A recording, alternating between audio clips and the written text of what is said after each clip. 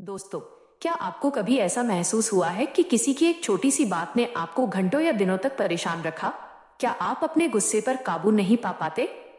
आज की भागदौड़ भरी जिंदगी में हम सब शांति की तलाश में हैं, लेकिन वो शांति हमें बाहर नहीं, बल्कि अपने भीतर ढूंढनी होगी।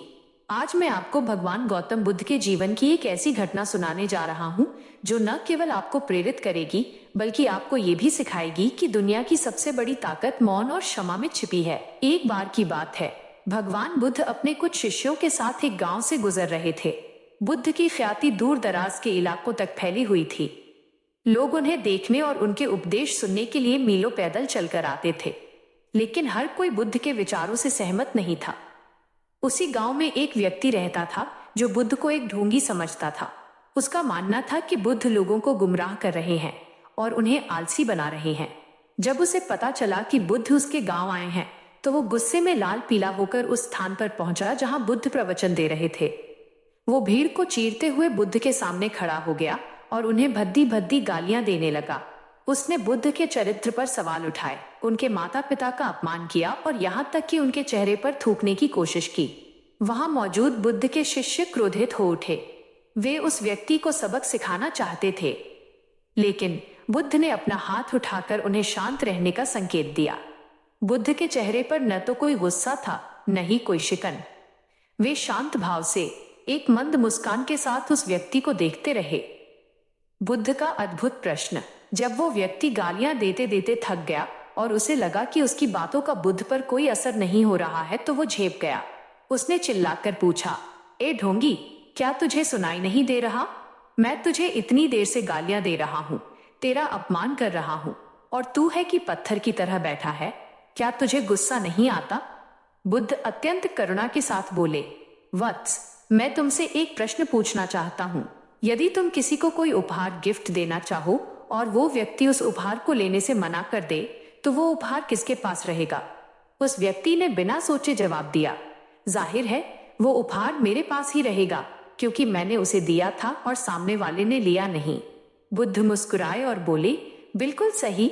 ठीक उसी तरह तुमने मुझे गालियां दी, मेरा अपमान किया, लेकिन मैंने तुम्हारे उन उपहारों को स्वीकार ही नहीं किया, और चूंकि मैंने उन्हें स्वीकार नहीं किया, इसलिए वे सब अभी भी तुम्हारे पास ही हैं। तुमने मुझे जो दुख देना चाहा, वो तुम तक ही सीमित रह गया। यह सुनकर वो व्यक्ति अवाक रह गया। उसका सारा अहंकार और गुस्सा मिट्टी में मिल गया। उसे अपनी गलती का एहसास हुआ और वो बुद्ध के चरणों में गिरकर रोने लगा। शिक्षा।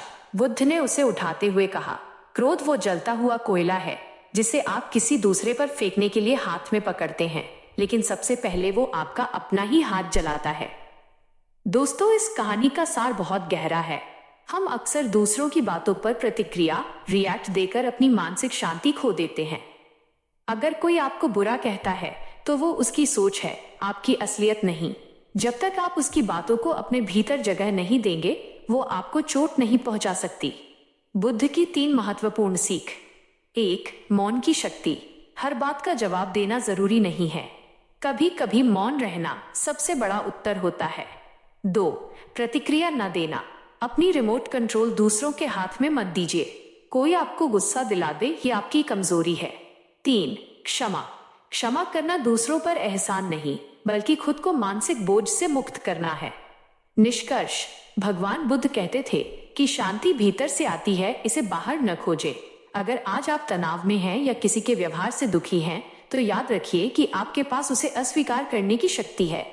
अपने मन को एक तालाब की तरह शांत बनाइए। कोई उसमें पत्थर फेंके तो लहरें जरूर उठेंगी, लेकिन कुछ देर बाद वो फिर से शांत हो जाएगा।